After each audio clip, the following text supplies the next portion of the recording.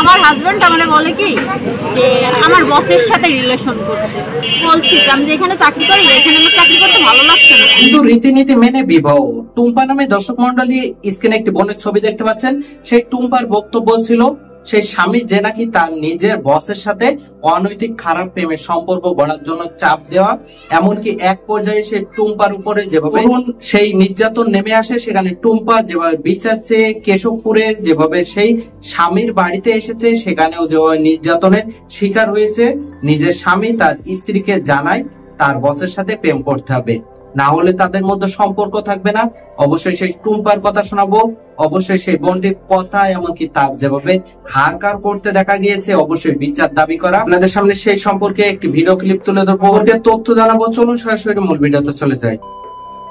আসসালামু আলাইকুম, নতুন একটি ভিডিওতে স্বাগতম। আমি আসলে রহমান। আপনি যদি আমার চ্যানেল নতুন হয়ে থাকুন অবশ্যই চ্যানেলটি সাবস্ক্রাইব করে পাশে থাকা নোটিফিকেশন বেল আইকনটা অন করে দিবেন। ইতিপূর্বে চ্যানেলটি সাবস্ক্রাইব করে থাকলে আপনাদেরকে অসংখ্য অসংখ্য ধন্যবাদ। টুম্পা নামে একটি বোন যে নাকি হিন্দু সম্প্রদায়ের সৌরভ নামে 1 বছরের প্রেমের সম্পর্ক, এমনকি পরবর্তীতে বিবাহ, একসাথে অবস্থান, সেখানে নিজের স্বামী বলে তার সেই বসের সাথে যেন অনৈতিক সম্পর্কে জড়ায় তার স্ত্রী। যেখান থেকেই বাদে বিপত্তি, সেখানে টুম্পা যে নাকি প্রতিবাদ করলে, এমনকি নিজে যেভাবে অধিকার আদায়ের জন্য সেই স্বামীর বাড়ি কেশবপুরে আসলেও সেখানে যেভাবে সেই টুম্পাকে ফিরিয়ে দেওয়া হয়, এমনকি নির্যাতন করে তাকে যেভাবে মারধর করা হয়, সেখানে টুম্পা সেই বোনটির যে বক্তব্য ছিল, চলুন প্রথম সেই কথা শুনে পরে সেই বিষয় নিয়ে তথ্য নেবো। আমার হাজবেন্ড আমাকে বলে কি যে আমার বসের সাথে রিলেশন করতে। আমি ওরা বলছি আমি যেখানে চাকরি করি এখানে আমার চাকরি করতে ভালো লাগছে না, স্যালারি অনেক বেশি, কিন্তু আমার এখানে ভালো লাগছে না। স্যার হয়তো আমার দিকে একটু খারাপ ভাবে তাকায়, এটা আমার পছন্দ হয় না। তো তুমি কিছু একটা করো, আমার কথা হলো আমি তোমার ঘরে বল, আমি ঘরে থাকবো, তুমি আমার চালাবা, যা না দিবা। আচ্ছা, তোমার নাম কি? টুম্পা। টুম্পা। তোমার বাবার নাম? বাসা কোথায়? কেশবপুরে। কি করো তুমি? আমি ঢাকায় চাকরি করি। কিসে চাকরি করো? যমুনাতে। যমুনা কি? Future park. আচ্ছা, তোমাদের এই সাতক্ষীরায় এইখানে আসার কারণ কি এবং ঘটনা কি একটু বলো তো? এইখানে আমার একটা ছেলের সাথে বিয়ে হয়, আমি তার সাথে দীর্ঘদিন ফোনে কথা বলি, ফোনে কথা বলে তার সাথে আমার রিলেশন হয়।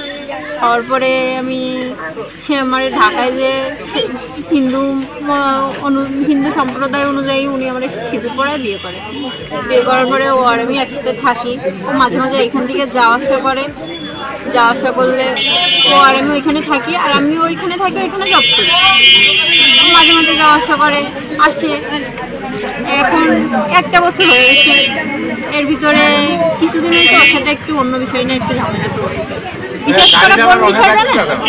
আমার হাজবেন্ড আমাকে বলে কি যে আমার বসের সাথে রিলেশন করতে। আমি ওরা বলছি আমি যেখানে চাকরি করি এখানে আমার চাকরি করতে ভালো লাগছে না, স্যালারি অনেক বেশি, কিন্তু আমার এখানে ভালো লাগছে না। স্যার হয়তো আমার দিকে একটু খারাপ ভাবে তাকায়, এটা আমার পছন্দ হয় না।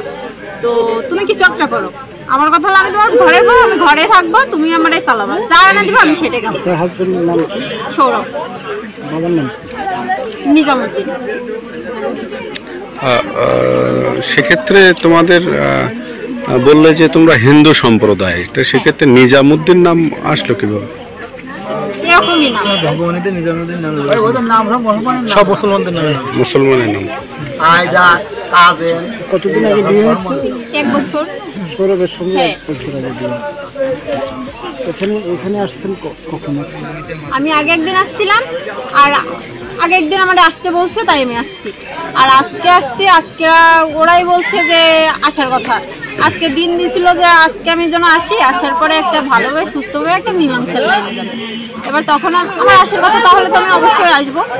এবার আমি আসছি, আসার পরে ওদের বাসায় গেছি।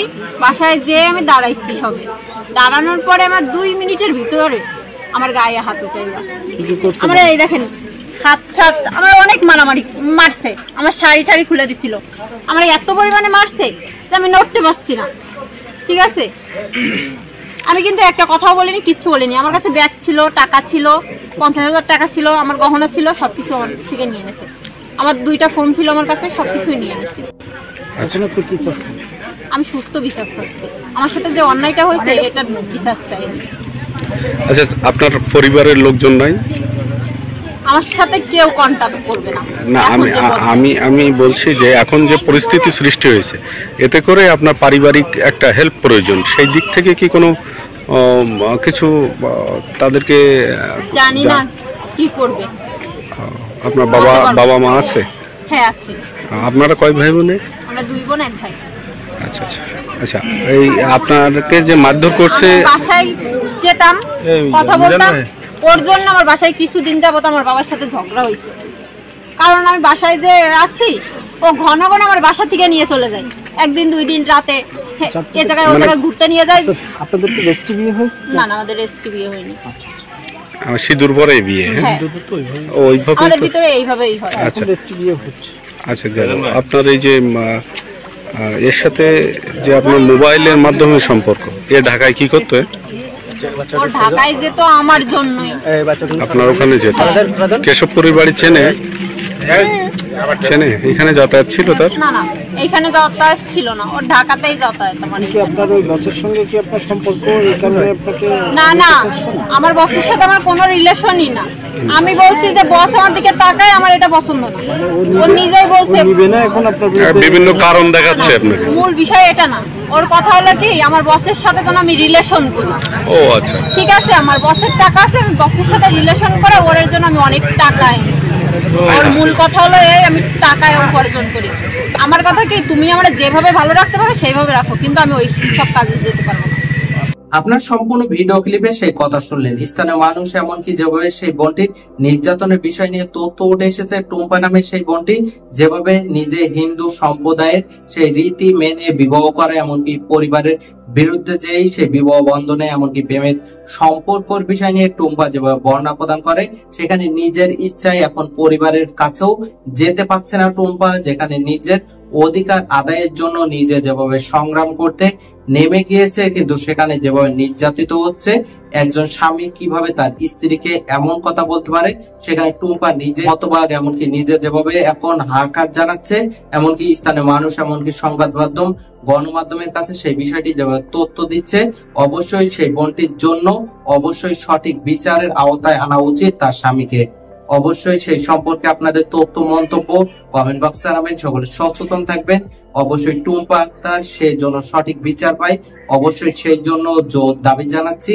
অবশ্যই এই জাতীয় স্বামী অবশ্যই তাদের আইনের সঠিক প্রয়োগের মাধ্যমে তাদের উপযুক্ত শাস্তির আওতায় আনার অনেক জরুরি। অবশ্যই সকলে পরিবার নিয়ে ভালো থাকবেন, সুস্থ থাকবেন, সচেতনভাবে জীবনযাপন করবেন। আল্লাহ হাফেজ।